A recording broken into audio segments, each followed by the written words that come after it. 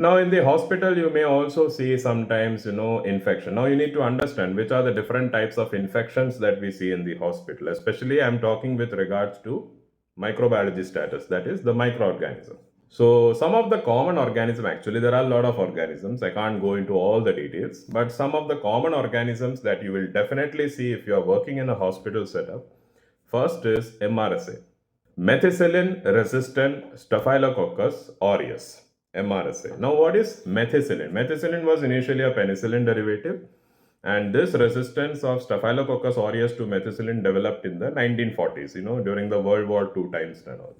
So, basically, it means that if you are having MRSA positive in your culture, blood, urine, pus, whatever it is, if you are having MRSA in your culture, you cannot use penicillins, you cannot use cephalosporins. You cannot use carbapenems.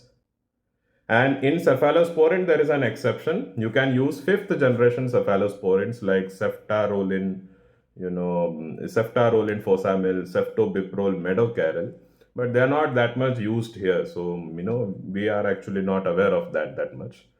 So, basically, in our scenario, if we are having an MRSA infection, we usually go for vancomycin, teicoplanin, maybe tetracyclines, especially if you're having skin infections with MRSA.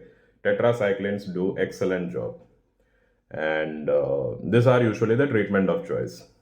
So you have to look at the culture report first. So the culture report, in like for example, you have a blood culture report. It will show that it is positive for Staphylococcus aureus, which is an MRSA. You will have lot of antibiotic names. You will be finding which are sensitive, which is written as S. Resistant means R, and intermediate means I. So based on that, usually you will see that vancomycin, teicoplanin, tetracycline, these are all usually found to be sensitive.